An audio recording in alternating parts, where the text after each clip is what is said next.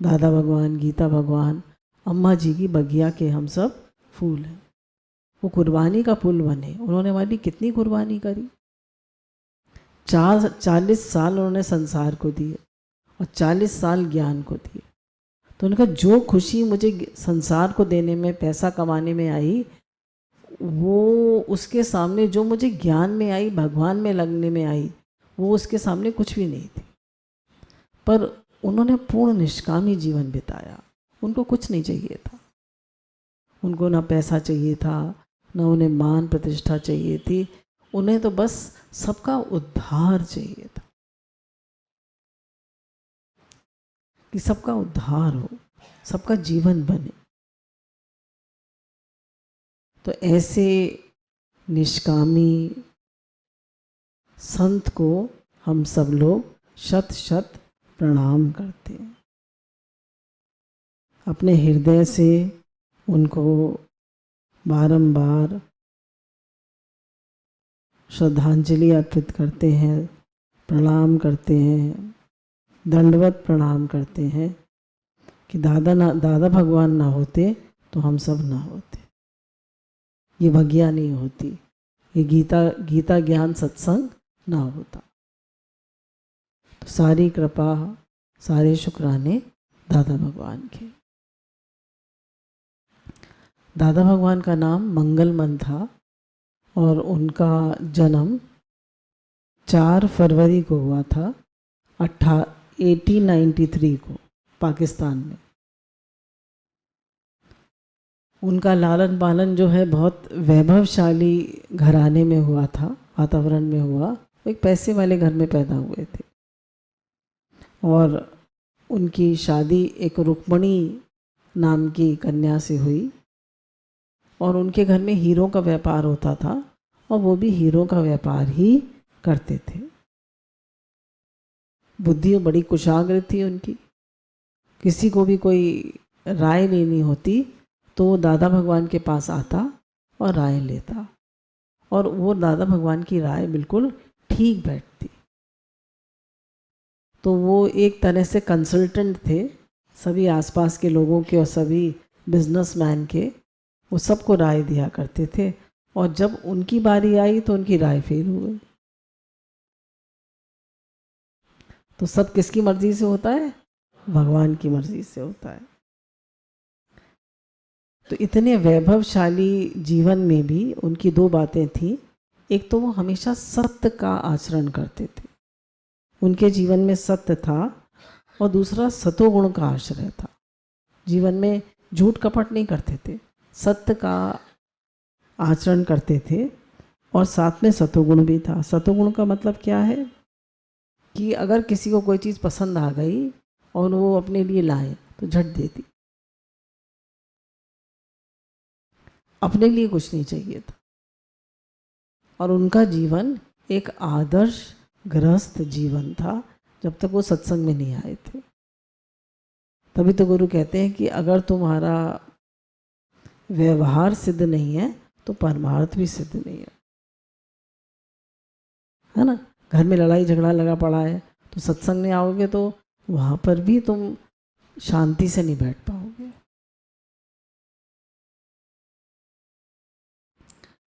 पर उनका अवतार जो था वो संसार निभाने के लिए नहीं हुआ था।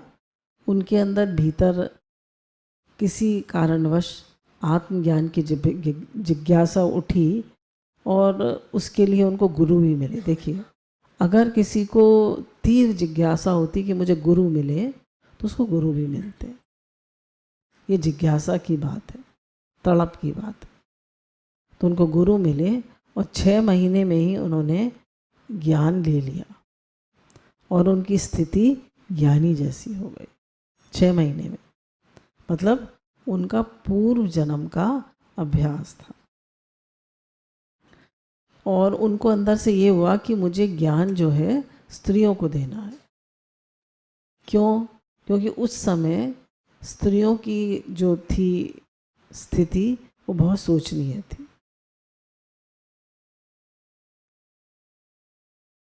बहुत खराब स्थिति थी उस समय स्त्रियों की, और अगर वो विधवा हो जाया करती थी तो उनको बहुत दुख सहने पड़ते थे। सिंधियों में तो अक्सर पति लोग विदेश चले जाया करते थे और विदेश जाकर वो दूसरी शादी कर लेते थे और यहाँ पैसा भेजते रहते थे और स्त्री यहाँ पे दुखी होती रहती थी। तो दादा भगवान ने उन्हें आत्मज्ञान देकर उनको अपने आप में स्थित किया। उनकी कितनी करुणा थी, कितना प्रेम था। फिर दादा ने गुरु से ज्ञान लेकर अपने एक समधी के साथ सत्संग शुरू करा। संधि के साथ मिलकर उन्होंने उस सत्संग का नाम रखा ओम मंडली और उसके 2 प्रवर्तक बने, एक लेखराज, दादा लेखराज और एक दादा मंगनमल। लेखराज के नाम से कौन सा सत्संग हुआ? ब्रह्म कुमारीज।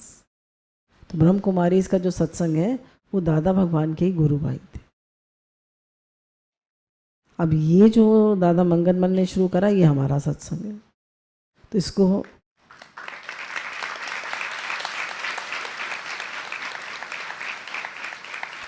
उनकी बहुत बड़ी ऑर्गेनाइजेशन बनी और हमारा घर घर में सत्संग हो रहा है, घर घर पे। दादा भगवान ने कहा मैं हर घर को मंदिर बनाऊंगा, हर घर। तो दादा भगवान ने हर घर को मंदिर बनाया और दादा सत्संग और गीता सत्संग के नाम से हमारा ये सत्संग प्रसिद्ध हुआ। दादा ज्ञान, दादा गीता ज्ञान या गीता श्याम ज्ञान के नाम से ये प्रसिद्ध हुआ। अब प्रकृति दादा भगवान से बड़ा कार्य करवाना चाहती थी तो शुरुआत हुई विपदाओं से। इंडिया पाकिस्तान का डिवीज़न हुआ और दादा पाकिस्तान छोड़कर हिंदुस्तान आ गए। बिजनेस में भारी घाटा हुआ और उन्होंने मतलब सादा जीवन जीना शुरू कर दिया और बिजनेस में बहुत लॉस होने की वजह से जो उनका संपन्नशाली वैभवशाली जो जीवन था वो साधारण जीवन बन गया। अब दादा भगवान के पास 2 विकल्प थे, एक तो बिजनेस फिर से शुरू करें, दूसरा विकल्प था कि संसार छोड़ दें, तीसरा विकल्प था कि मैं अध्यात्म की राह में बढ़ूं। देखिए गुरु पहले ही मिल चुके थे तो उन्होंने तीसरा विकल्प चुना कि मैं अध्यात्म की राह पर चलूंगा। तो उन्होंने अपना लक्ष्य जो है वो आत्म साक्षात्कार बनाया, जिसको हम कहते हैं आजकल भक्ति में मैं भगवान का हूँ और भगवान मेरे हैं। ऐसा दृढ़ निश्चय करके भगवान को याद करते करते शरीर छोड़ देना। तो उन्होंने आत्म साक्षात्कार कहा कि ये मेरे जीवन का लक्ष्य है। आप जैसे कहा ना, सुनत कहत रहत गति पावे, सुनत कहत रहत गति पावे, आप जाने और जनावे। खुद जाने कि मैं कौन हूँ और औरों को जनाए। फिर दादा भगवान ने 10 साल वेदों का और सब धर्म ग्रंथों का अध्ययन किया और अपने नोट्स बनाए और डायरीज बनाई। खाली 6 महीने गुरु से ज्ञान लेके नहीं बैठ गए वो, उन्होंने सब धर्म ग्रंथों का अध्ययन किया, बाइबल, गीता, कुरान। आजकल तो सब चीज़ें आ जाती हैं उस पर, यूट्यूब पे, उससे सुन सुन के सब लोग सत्संग कर लेते हैं। पर जो यूट्यूब वाला सत्संग है उसमें हमारी श्रद्धा है। यूट्यूब वाला जो हम सत्संग सुन रहे हैं, हम उसका सत्संग सुना तो दिया हमने, पर उसमें पॉइंट्स भी हमें अच्छे मिल गए, पर क्या वह हमारी श्रद्धा है? यस और नो? अच्छा, अब जिन लोगों को हम सुनाएंगे उनकी श्रद्धा होगी? नहीं हो। तो वो किस लेवल पे होगा ज्ञान? इंटेलेक्चुअल लेवल पर। वो ज्ञान किस लेवल पे होगा? इंटेलेक्चुअल लेवल पे होगा, मानसिक स्तर पर होगा, वो हृदय को नहीं छुएगा। हृदय को ज्ञान कब छूता है? तो उसमें श्रद्धा होती,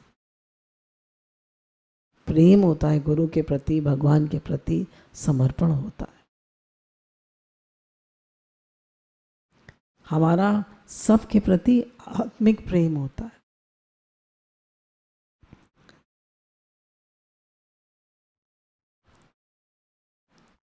दादा भगवान ने धर्म ग्रंथों पे सुना कि संत की महिमा वेद न जाने, जेता सुने तेता बखाने। संत की महिमा वेद न जाने, जेता सुने तेता बखाने। इतना जानने के पश्चात दादाजी ने गुरु के ज्ञान पर जीवन बिताने का दृढ़ निश्चय कर लिया कि गुरु की महिमा वेद भी नहीं जान सकते, जितना उसका बखान करें उतना कम। तो उनका संत की इतनी महिमा है, तो मैं भी एक संत बनूंगा और ये गुरु का ज्ञान, ये गुरु का मैसेज सब में फैलाऊं। ऐसा दादा भगवान ने दृढ़ निश्चय करा।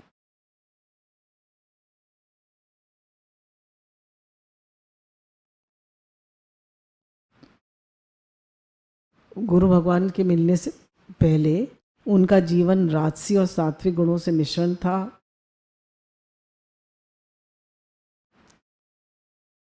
कोई भी उनका ग्रस्त जीवन अत्यंत सुखद तथा सुलझा हुआ था।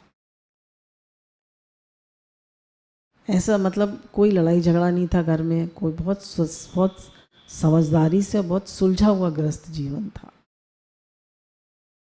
सभी उनको आदर की नज़र से देखते और समाज में उनका गणमान्य व्यक्तियों में उनकी गिनती की जाती थी। गृहस्थ जीवन बहुत सुंदर था और समाज में भी उनकी गिनती बहुत गणमान्य व्यक्तियों में की जाती थी। समस्याओं का मुस्कुराकर समाधान करते और दादाजी की आदत थी परिवार तथा आस पड़ोस के लोगों को सलाहकार के रूप में मानते थे। सभी लोग उनको एक गुड कंसल्टेंट, सलाहकार के रूप में मानते थे। और उनके परिवार वालों के मध्य उनकी सुगंध ऐसी फैली कि उनकी एक बेटी चंद्रा किसके नाम से फेमस हुई? गीता भगवान। 8 भाई बहन थे गीता भगवान, उनमें से गीता भगवान एक निकले जिन्होंने इस ज्ञान को, दादा भगवान के इस ज्ञान को आगे फैलाया।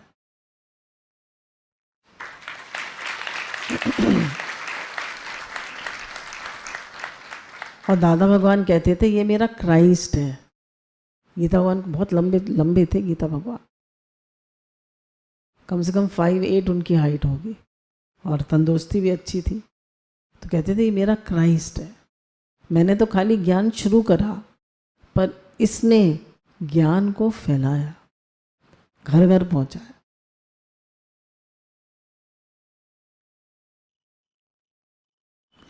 उनकी एक बहू से किसी ने प्रश्न पूछा कि तुम्हारे दादा, तुम्हारे ससुर तो हीरे के व्यापारी थे, तुम्हें बहुत सारे हीरे दे गए थे। तो उन्होंने कहा मुझे बहुत सारे अनमोल हीरे दे गए जिन्हें कभी चोर न लूटे, जिनको कभी चोर नहीं लूट सकता, तथा वे ज्ञान के हीरे कभी खो नहीं सकते। वो मेरे ज्ञान के हीरे दे गए जो कभी भी कोई नहीं ले सकता। उनके परिवार वालों की श्रद्धा देखकर अक्सर सत्संगी भाई बहन अचंभे में रह जाते थे कि इनके घर वालों की इतनी श्रद्धा है दादा भगवान में। दादा भगवान का हृदय सरल, बुद्धि कुशाग्र, स्वभाव बाल सुलभ था। बच्चों के साथ मिलकर बच्चे बन जाते, युवाओं के साथ मिलकर युवा और वृद्ध के साथ वृद्ध। उनके स्वभाव की मुख्य विशेषता कहते हैं कि अपने को नायलॉन के मोजे की तरह हर पैर में फिट कर लो और रबड़ की गुड़िया की तरह बन जाओ। दादा भगवान ने हमें क्या सिखाया? नायलॉन के मोजे की तरह बन जाओ और रबड़ की गुड़िया की तरह कैसे भी मुड़ जाओ। जो मुड़ गया वो जुड़ गया, जो अड़ गया वो झड़ गया। No moods. दादा भगवान ने हमें क्या सिखाया? No moods. जो जिसके मूड है वो मूड है, जिसके मूड ऑफ है वो मूड है। मूड है मतलब बेवकूफ़ है। उनकी पत्नी का कभी मूड ऑफ हो जाता तो कहते वो खुद ही बोल लेते थे कहते थे इतनी देर भी क्या फ़ायदा अपनी जीवन की खुशी खोने से, चलो मैं ही बोल लेता हूँ। तो जितनी देर हम अपना मूड ऑफ रखते हैं उतनी देर हम जीवन की खुशी को खोते हैं। तो दादा भगवान कभी भी अपना मूड ऑफ नहीं करते थे। कहते थे रबड़ की गुड़िया की तरह बनो, नायलॉन के मोजे की तरह बनो। दादा भगवान स्त्रियों की दीन दशा देख के उनके हृदय में बहुत दया आती और किसी भी स्त्री का दुख देखकर उनका हृदय द्रवित हो जाता और कहते मैंने स्त्रियों के उद्धार के लिए ही शरीर धारण किया। कृष्ण भगवान ने किसके उद्धार के लिए शरीर धारण किया था? गोपियों के, स्त्रियों के। आज भी देखिए पुरुष कितने और स्त्रियां कितनी हैं, देखिए कितना है, 1/10। तो आज का जो युग है वो स्त्रियां क्यों आती हैं ज़्यादा सत्संग में? सरल होती है, सरल हृदय होती है, श्रद्धा ज़्यादा होती है, प्रेम ज़्यादा होता है और फ्री भी ज़्यादा होती है, फ्री भी ज़्यादा होती है। पुरुष को पैसा कमाने से फुर्सत नहीं होती, ईगो भी ज़्यादा होती है। सॉरी। तो स्त्रियां ज़्यादा आती हैं सत्संग में। तो दादा भगवान ने स्त्रियों के लिए अवतार लिया। ज्ञान ने स्त्रियों के लिए संजीवनी का काम किया। दादाजी ब्रह्म ज्ञान एवं उपदेश से स्त्रियों में नई शक्ति मिली, किंतु उनको कठोर परीक्षा से गुजरना पड़ा। घर वालों ने उनको बहुत कुछ कहा। अगर घर की बहू सत्संग में जाएगी तो वो आसानी से जाने देंगे, सास नहीं आती होगी तो आसानी से जाने देगी? नहीं, बहुत कुछ कहा। पर उनकी निष्कामता और निस्वार्थता देखकर उनको बाद में घर वालों ने प्रणाम किया। उनकी निस्वार्थता और निष्कामता देखकर जिनको पहले धिक्कारा गया उन्हीं की बाद में जय जयकार हुई। दादा भगवान कहते थे, दादा ने सच्चे गुरु की पहचान भी बताई कि गुरु ऐसा चाहिए जो छुड़ाए संसार। छुड़ाए संसार मतलब मन में हमारे संसार न रहे। संसार ही मल है। जीवन में हमारे जो संसार है मन में हमारे, वो ही मल है। और भगवान है हमारे अंदर में तो हमारा मन निर्मल है। और हमारे मन में संसार का चिंतन है, राग द्वेष है, छल कपट है, तो यही संसार है। तो संसार ही मल है और संसार का ना होना ही मन निर्मल है, मल नहीं है। तो भगवान ने क्या कहा? छल छिद्र कपट नहीं मोहि भावा, निर्मल मल सोही मोहि पावा। गुरु वो है जो मोह का नाश करे। उन्हीं के शब्दों में खुदा का मतलब खुद आ, अर्थात अपने हृदय को इतना पवित्र बनाओ कि खुदा स्वयं आपके हृदय में आके बैठ जाए। तो उनका खुदा मतलब जो खुद आ जाए। अपने हृदय को इतना पवित्र बनाओ कि तुम्हारे हृदय में खुदा, भगवान का खुद मन करे।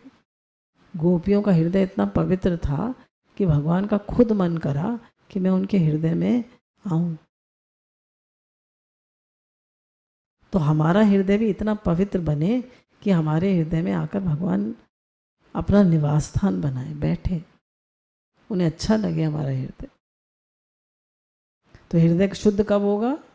जब हमारा मन निर्मल होगा। निर्मल कब होगा? जब उसमें संसार नहीं होगा। दादाजी वक्त के बहुत पाबंद थे। वह समय की कीमत पहचानते थे। वे कहते थे कि कहीं 5 मिनट लेट पहुंचने से 15 मिनट पहले पहुंचना चाहिए। 5 मिनट लेट पहुंचने से पहले 15 मिनट पहले पहुंचना चाहिए। हमारा अपने बारे में क्या ख्याल है, जरा विचार करिए।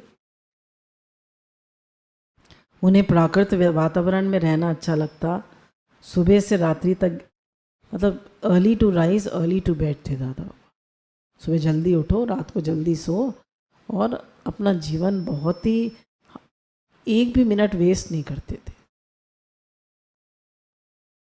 कर्मशीलता, वो हर समय अध्ययन के कार्य में व्यस्त रहते थे। उनकी कर्मशीलता का परिचायक था उनकी निष्क्रिय नहीं व निश्चिंत बनो। कह रहे हैं वो हर समय व्यस्त रहते थे कर्म में, और वो कहते थे निष्क्रिय मत बनो पर निश्चिंत बनो। No tension but attention. Tension मत करो पर अटेंशन में रहो, अलर्ट रहो। ये दादा भगवान की one of the main points है, नो टेंशन बट अटेंशन।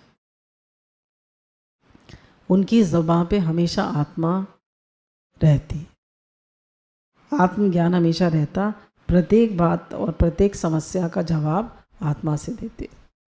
एक बार दादा भगवान ने लोनावला बम्बई के पास है, वहाँ जाकर एक घर खुद कर लिया। उस समय वो घर शायद 1500 रुपये में हुआ हो। आज समझ लीजिए 1975 में तो उनका शरीर पूरा हो गया, 80 साल वो जिए, तो 1800 की कुछ की बात है। उनका कोई आओ और कोई जाओ, सब रहो और ज्ञान पक्का करो। तो दादा भगवान ब्रेड और लौकी खिलाते थे। सुबह रस्क और चाय पिला देते थे और ब्रेड और लौकी खिलाते थे। कहते खाना बनाने में टाइम वेस्ट मत करो। और सुबह से लेकर आत्मा रटाते थे और लोग वहीं सो जाते थे, लुढ़क जाते थे। वहीं जो हॉल था वहीं लोग सो जाते थे सुन सुन के आत्मा। पर दादा भगवान नहीं थकते थे, इतनी उनको एनर्जी आती थी आत्मज्ञान सुनाने में। और लोग कहते थे कि यहाँ जो आता है वो जीव बन के आता है और ब्रह्म बनकर जाता।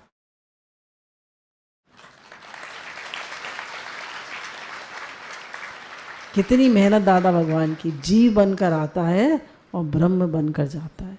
इतनी मेहनत कराते थे, एक एक के साथ इतनी मेहनत करते थे। एक बार एक किसी ने कहा कि मेरे बेटे की मृत्यु हो गई, मैं बहुत दुखी हूँ।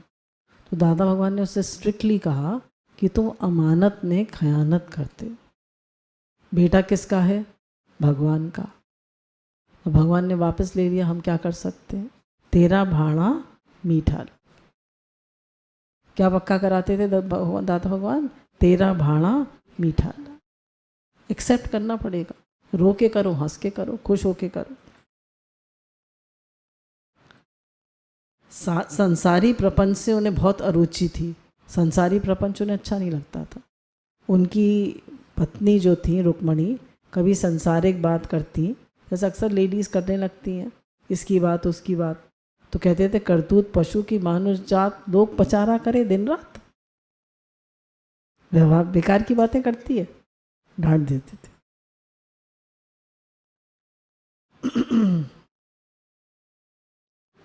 शरीर तो मनुष्य का सा है, पर तुम्हारी करतूत पशुओं की सी।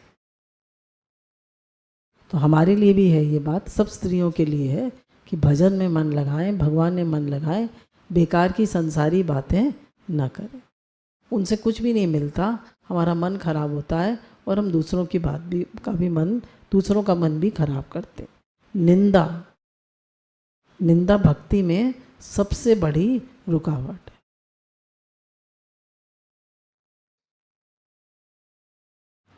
अगर उनका शरीर अस्वस्थ होता तो कोई उनसे पूछता हाउ आर यू दादाजी, तो दादाजी मुस्कुरा के कहते बेटर देन यू। क्या कहते? Better than you. उनकी श्रद्धालु जो थी शिष्या शांता जी, उनको कब डॉक्टर के यहाँ ले जाती तो डॉक्टर पूछते कि आप कैसे हैं, क्या तकलीफ़ है आपको? तो कहते मुझे तो कोई तकलीफ़ नहीं, ये लेकर आई हैं, इनसे पूछिए। फिर दादा भगवान कहते मैं तो एकदम तंदुरुस्त हूँ। क्यों? डॉक्टर को सुनाते, देखिए मैं तो एकदम तंदुरुस्त हूँ। क्यों? क्योंकि man is 98% mental and 2% physical. तो आदमी 98% माइंड से बीमार होता है, 2% तो वो सिर्फ फिजिकली बीमार होता है। तो मैं 98% ठीक हूँ, 2% फिजिकल है, वो भी ठीक है।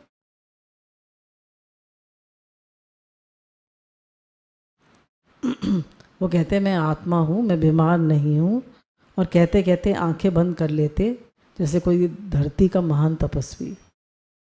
यही सेम बात एक बार अम्मा जी के साथ हुई। अम्मा जी आगरा गए हुए थे, बड़े भाई साहब के पास थे, तो घर उनकी तबीयत खराब थी, तेज़ बुखार था, तो डॉक्टर देखने आया। तो पूछा उन्होंने, आप माता जी आपकी तबीयत कैसी है? तो माता जी कहती हैं, I feel myself God निराकार, I am not this body. तो कहता है इनकी स्थिति ऐसी कब से?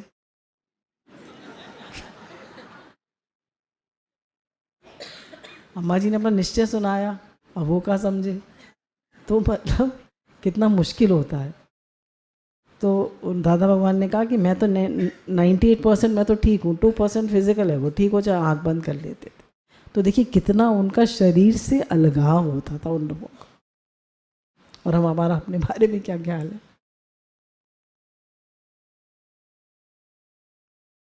तो जैसे गुरु शेर कैसा, शेर का बच्चा कैसा, बकरी का बच्चा कैसा, गाय का बच्चा कैसा, और हम गुरु के बच्चे गुरु जैसे होना चाहिए ना हमें।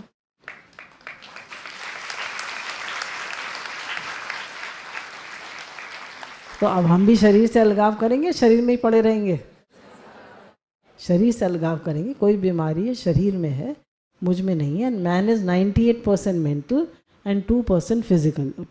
अब 2% फिजिकल का मतलब ये नहीं है ब्लड प्रेशर की दवाई मत खाइएगा, दवाई खाइएगा टाइम से, पर उसका चिंतन मत करिए, उसको गाइएगा नहीं, उसको ज़्यादा उसके बारे में चिंता मत करिए। ध्यान रखिए, एक्सरसाइज करिए, वॉक करिए, खाने पीने का ध्यान रखिए, परहेज करिए। क्यों? क्योंकि ये शरीर कीमती है, ये भगवान के कार्य में लगा हुआ। अगर ये अस्वस्थ हो जाएगा तो इसको भगवान में कैसे लगाएंगे? दादाजी का पूर्ण जीवन जो था एक संग्राम था। उन्होंने कर्म कांडों पर काफ़ी प्रहार किया। जितने भी पुरोहित और पंडित होते थे उन पर उनको धिक्कारा और कहा कि तुम भगवान को बेचते हो। उनका कहना था कि जैसे हवा, धूप और पानी फ्री मिलती है, ऐसे ये गुरु का ज्ञान जो है फ्री मिलना चाहिए। इसके लिए कोई पैसा पाई नहीं लगना चाहिए। टिकट नहीं है, यहाँ पे टिकट देकर आए आप लोग, सब फ्री आए, तो यहाँ पर सब फ्री आना चाहिए। उन्होंने कहा ये ज्ञान जो है निःशुल्क, जैसे हवा, धूप, पानी निःशुल्क मिलता है, ऐसे ये भी निस्वार्थ, निष्काम होना चाहिए, और ये उदर पूर्ति का साधन नहीं होना चाहिए। ये ज्ञान जो है ये आपके पेट भरने का साधन नहीं होना चाहिए।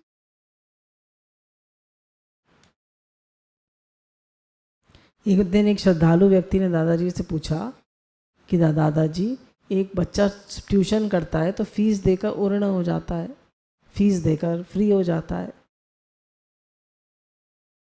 पर हम कैसे, हम आपसे इतना ज्ञान ले रहे हैं, हम कैसे फ्री हों, हम कैसे कीमत चुकाएं?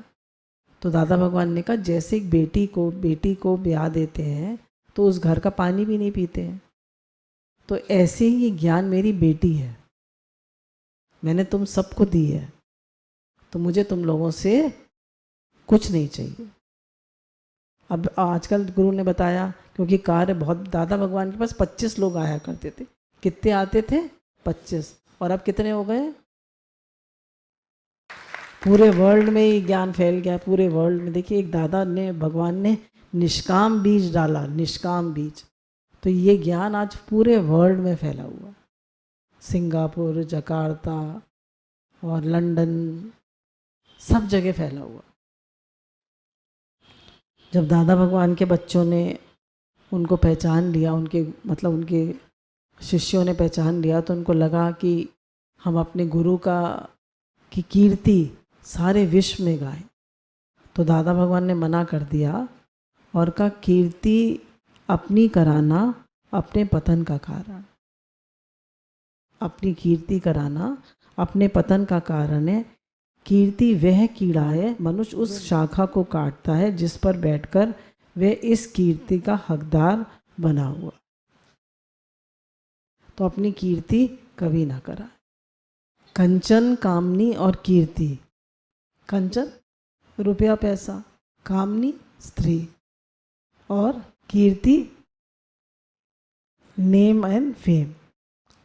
दादा भगवान कहते थे कि मैं प्रत्येक घर को मंदिर बनाऊंगा।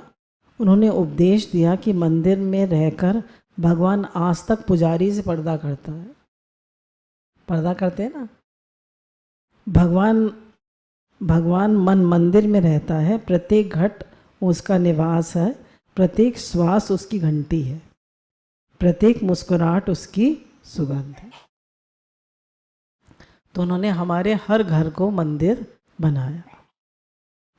फिर दादा ने दर्शन शास्त्र के प्रति कहा कि philosophy means a balance life.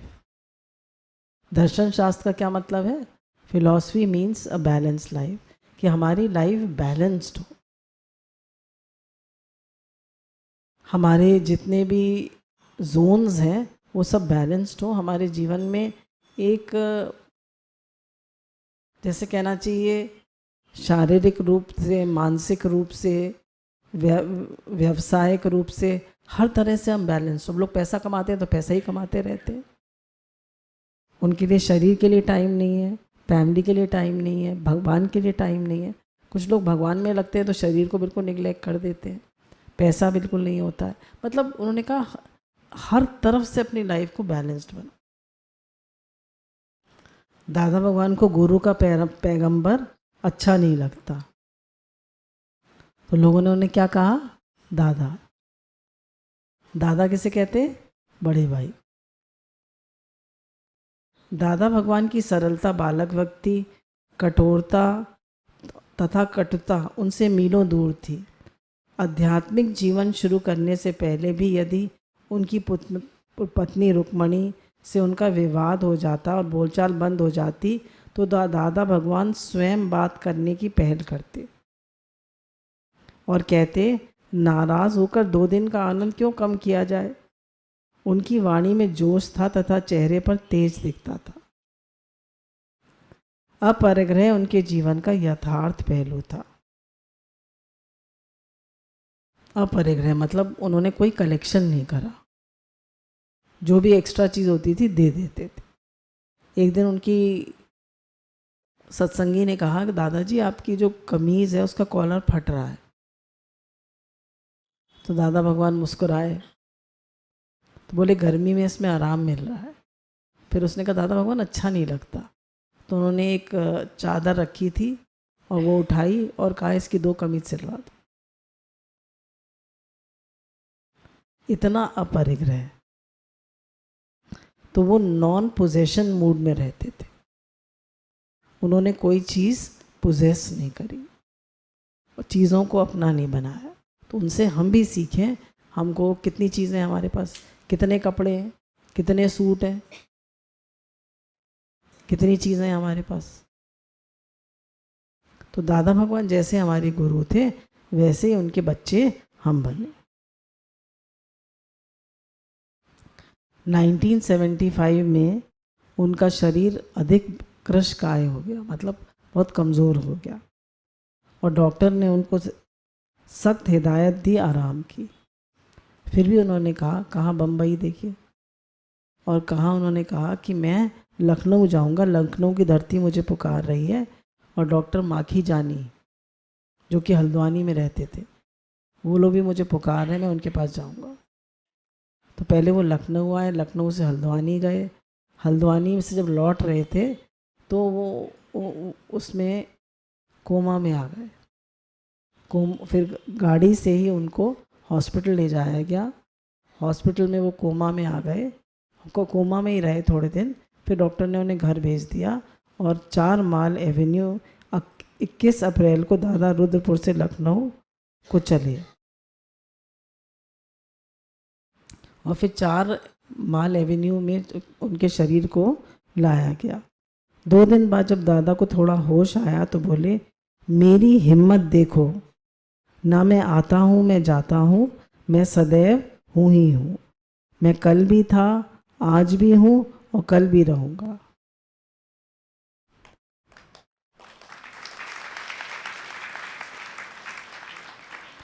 मेरा नाश नहीं होता, मैं अमर तथा सच्चित आनंद स्वरूप है। इसके बाद दादा ओम के अतिरिक्त कुछ नहीं बोले। कितना पक्का था उनका आत्मनिश्चय। बेसहारों के सहारा करना की मूर्ति शक्तिशाली वचनों के इस महान संत ने अपनी जीवन लीला 29 अप्रैल 1975 के दिन मंगलवार सुबह 9:05 पर समेटकर विदेह मुक्ति और जीवन मुक्ति को प्राप्त किया। आकाश से देवताओं ने फूलों की वर्षा की और जमीन पर प्रेमियों ने आंसुओं की वर्षा की। अमर आत्मा सच्चिदानंद की निरंतर गूंज के बीच दादाजी के शरीर की यह लीला समाप्त हुई। अमर आत्मा सच्चिदानंद एक भजन है जो कि हम लोग पहले बहुत गाया करते थे। उसमें उन्होंने अपने जीवन की ये लीला समाप्त की। दादा कृष्ण बनकर गीता भगवान में, शक्ति बनकर राधा श्याम में, भक्ति बनकर मीरा में, नारायण बन के नारायणी में और शांति बनकर शांता में समा गए। नम आँखों और ओम के नाद से प्रेमियों ने अपने प्यारे को विदाई दी और यही फरियाद की, हम तो सजदा करेंगे तुम्हें ही, चाहे आफताब जले हजार। तो हम दादा को अश्रुपूरित नेत्रों से श्रद्धांजलि देते हैं और उन्हें करोड़ों वंदन, करोड़ों नमन करते हैं कि उन्होंने अपने जीवन को कुर्बान करके, कुर्बानी का पुल बनकर हमारे लिए ये ज्ञान का रास्ता निकाला और खुद अपने जीवन की कुर्बानी देकर उन्होंने हमको ये ऐसा जीवन जीना सिखाया। तो करोड़ों करोड़ों वंदन है दादा भगवान को, करोड़ों करोड़ों नमन है। दादा भगवान को 2 ही भाषा आती थी, एक उर्दू और एक इंग्लिश। तो उनकी 2 ही भाषा में उनका ज्ञान है, या तो उर्दू में है या इंग्लिश में है। तो इंग्लिश के कुछ पॉइंट्स उनके पढ़ देते हैं। हैव पेशेंस और you will become a patient. दादा भगवान कहते थे धीरज रखो, नहीं तो तुम पेशेंस रखो। पेशेंस आप सब जानते हैं। धीरज रखो, नहीं तो तुम पेशेंट बन जाओगे। ब्लड प्रेशर हाई हो जाएगा, तबीयत खराब हो जाएगी। पेशेंस रखो, हर बात में धीरज रखो। घर में जब भी कोई काम होगा, जल्दी करो जल्दी करो। हमारे दिमाग में हर काम में क्या होता है, जल्दी करो। तबीयत ठीक नहीं हो रही, जल्दी ठीक हो। सब्जी नहीं गल रही, जल्दी गले। कोई बाहर गया हुआ है, जल्दी आए। हर काम जल्दी। तो कह रहे हैं हैव पेशेंस। पेशेंस रखो, धीरज रखो, समय पर सब काम होगा। माली सींचे 9 घड़े, ऋतु आए फल हो। माली भले ही 9 घड़े सींचे, पर जब ऋतु आती है तभी फल लगते। Worry is like a rocking chair, it leads you nowhere. कह रहे चिंता करना एक आराम कुर्सी पे बैठना है, जो कि ऐसे ऐसे रॉक करती है ना। आराम कुर्सी होती है, रॉकिंग चेयर होती है, ऐसे ऐसे हिलती रहती है। तो ऐसी वरी जो है, चिंता करना जो है, वो एक आराम कुर्सी की तरह। आप उसे बैठे रहते हैं और हिलते रहते हैं, पर पहुँचते कहीं भी नहीं है। तो चिंता चिता समान है। चिंता से चेहरा घटे, घटे बुद्धि और ज्ञान। चिंता मत करिए, भगवान पर विश्वास करिए, चिंता मत करिए। समय से पहले मर जाएंगे, बताइए। समय से पहले कुछ मिल जाएगा। चिंता करना फिजूल है या नहीं? फिजूल है या नहीं? चिंता फिर क्यों करते हैं? मेरी चिंता हरि करे, मुझे न चिंता कोई। दादा भगवान का एक मेन पॉइंट था, love is not an action, it is a state of mind. Love is not an action, it is a state of आत्मा। कहते थे love is not an action, मतलब हम ये कहते हैं ना, मैंने तुम्हें गिफ्ट दी, मेरा बड़ा प्रेम है। मैंने तुमसे कहा कि तुम बड़ी अच्छी हो, तो मेरा बड़ा प्रेम है। तो कहते थे लव एक्शन नहीं है, वो एक स्टेट ऑफ माइंड है। हमारा प्रेम का भाव है कि सब है ही भगवान। प्रेम क्या है? सब है ही भगवान, ये प्रेम। इट इज स्टेट ऑफ आत्मा, सब भगवान है, ये प्रेम है। फिर दादा भगवान कहते थे अवॉइड हरी वरी एंड करी। अवॉइड हरी वरी एंड करी। हरी तो बता दिया, जल्दी करो जल्दी करो। वरी, चिंता को अवॉइड करो। और करी, करी क्या? खूब मसालेदार सब्जियां, खूब खूब ये तीनों ब्लड प्रेशर को हाई करती हैं और हार्ट प्रॉब्लम करती हैं। हरी वरी एंड करी। इसलिए शांति में रहो, प्रेम में रहो। समय पे सब काम हो जाए। लड़की की शादी नहीं हो रही, लड़के की नौकरी नहीं लग रही, मुझे भगवान के दर्शन नहीं हो रहे, बोले शांति में रहो, प्रेम में रहो, समय पे सब हो जाए। भगवान का हर विधान मंगल में। फिर दादा भगवान की बहुत बड़ी पॉइंट है, फॉरगिव एंड फॉरगेट। कोई भी तुमको हर्ट कर दे, कोई भी, तो उसको दिल में मत रखो। फॉरगिव एंड फॉरगेट, भूल जाओ, माफ कर दो। मन में कोई भी चीज मत रखो। मन में कुछ भी रखोगे तो वो नासूर बन जाएगा। बोले किसी को किसी से द्वेष करना ऐसे है जैसे हमने किसी को अपने घर में रेंट फ्री स्पेस दे दी, रहो भैया रहो। जिससे द्वेष करते हैं उसको अपने घर में रखते हैं नहीं, कहते तो तुम निकल जाओ यहाँ से, पर रखते घर में, दिल में रखते हैं। रेंट फ्री स्पेस दे रखी है, किराया भी नहीं देता और रह जा रहा है हमारे दिल में। हमने द्वेष करके पाल रखा है उसे। तो इसलिए किसी से द्वेष मत करिए। फॉरगिव एंड फॉरगेट, भूल जाओ, माफ कर दो। Be still in an ocean of motion. दादा भगवान का पॉइंट है कि कर्म ऐसे करो कि आप, मतलब जैसे आपने देखा होगा पंखा इतना तेज चल रहा है तो आपको लग रहा है कोई क्रिया हो रही है। पंखा चल रहा है, जब बहुत तेज कोई चीज चलती है तो ऐसा लगता है ना कुछ भी नहीं चल रहा। नहीं देख रहा है आपने? बिल्कुल स्टिल सा दिखता है। बोले ऐसे ही मन से तो तुम शांत रहो और शरीर से क्रिया। हम क्या करते हैं, शरीर तो कम चलाते हैं, मन ज्यादा चलाते हैं, तो थक जाते हैं। Be still in an ocean of motion. मन को शांत रखो और शरीर को क्रिया में लगाओ। अब उसको और क्या चेंज कर दिया, हाथ रहे काम में, मन रहे राम में। We never regret our silence but we regret our speech. कह रहे मैं चुप क्यों रह गया, इसको हम कभी इसका पछतावा नहीं करते, पर मैं क्यों बोला इसका पछतावा करते हैं।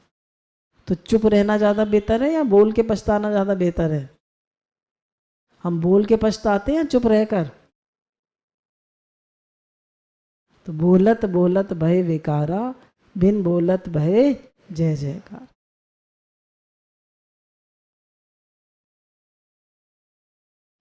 To see God is to be God. To see God is to be God. अगर आप सब में भगवान देखेंगे, है ही भगवान।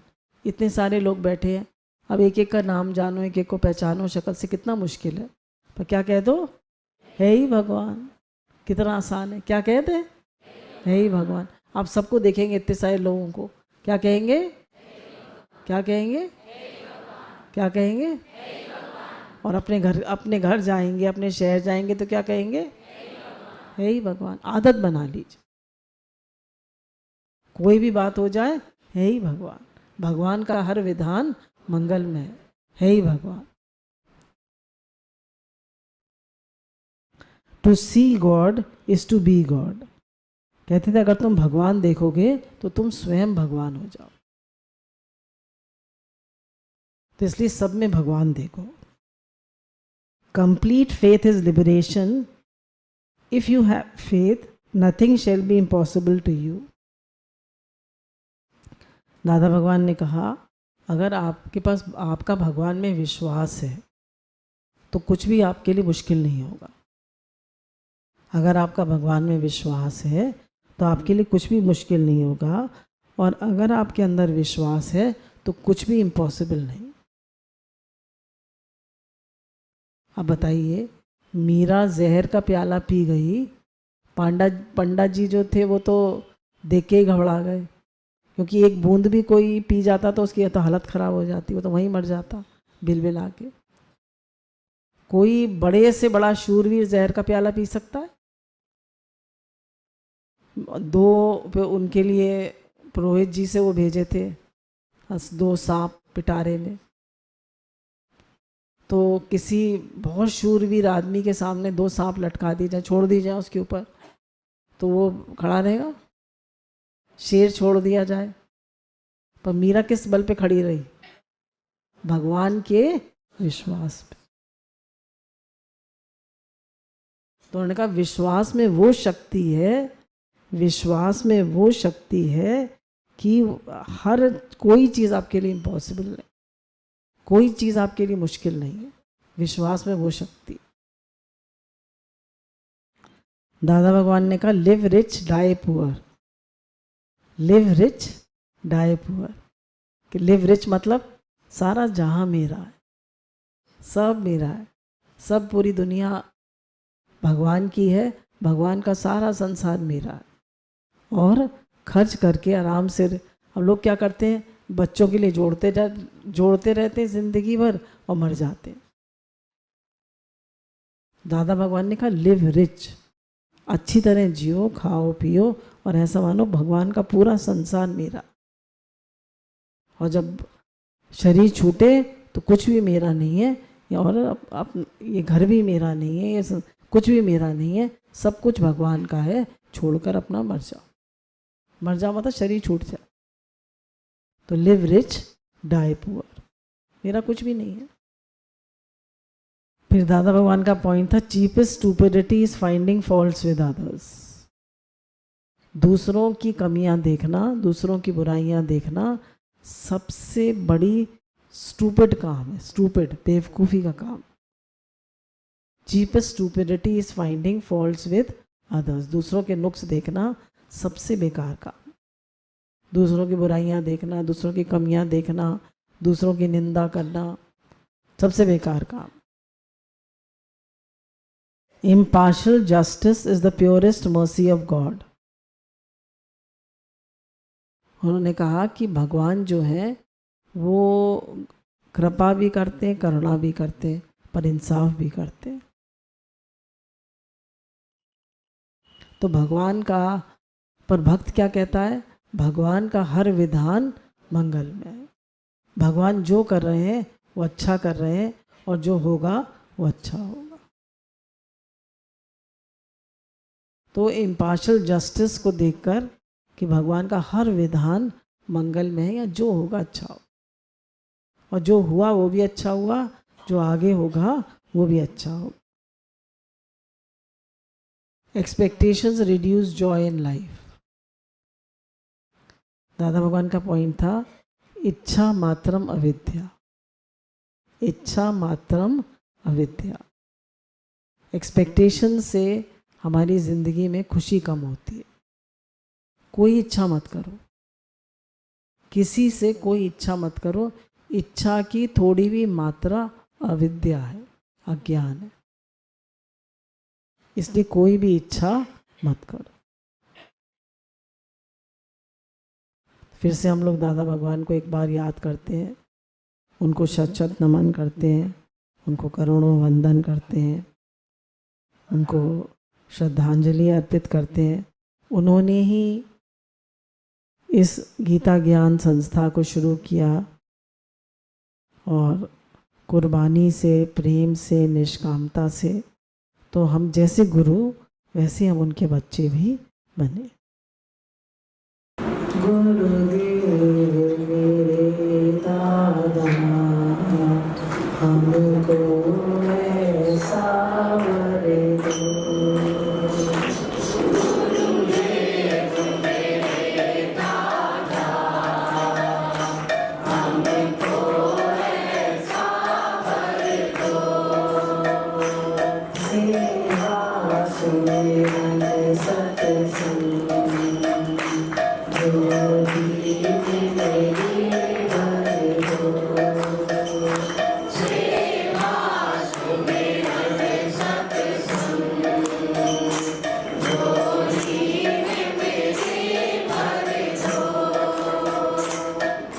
नफरत जो करे हमसे,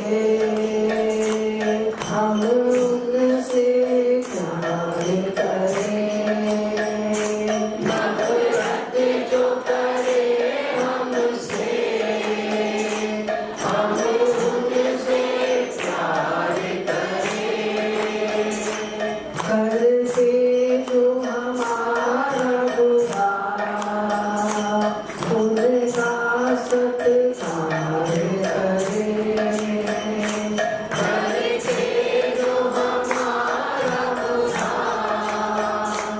उनका सत्कार करें। नफरत को मिटा करके तुम प्यार का रंग भर दो। नफरत को मिटा करके तुम प्यार का रंग भर दो। गुरुदेव मेरे दादा हमको ऐसा वर दो। मेरे मन मंदिर में गुरुदेव तुम बस जाए। मेरे मन मंदिर में गुरुदेव तुम बस जाए। जिसको भी देखूं मैं तेरा रूप नजर आए। जिसको भी देखूं मैं तेरा रूप नजर आए। हे जान अमृत तुम जीवन को सफल कर दो। हे ज्ञान का अमृत तुम जीवन को सफल कर दो। गुरुदेव मेरे दादा हमको ऐसा वर दो। सबरी की तरह सेवा और प्रेम हो मेरा सा। सबरी की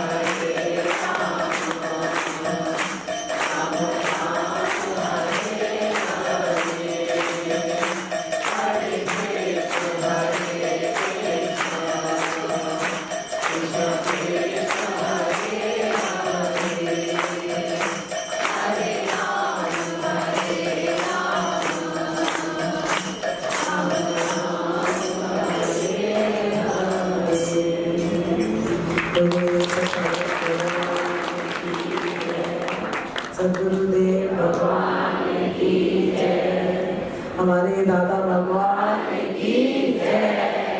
दादा भगवान की जय। सद्गुरुदेव भगवान की जय।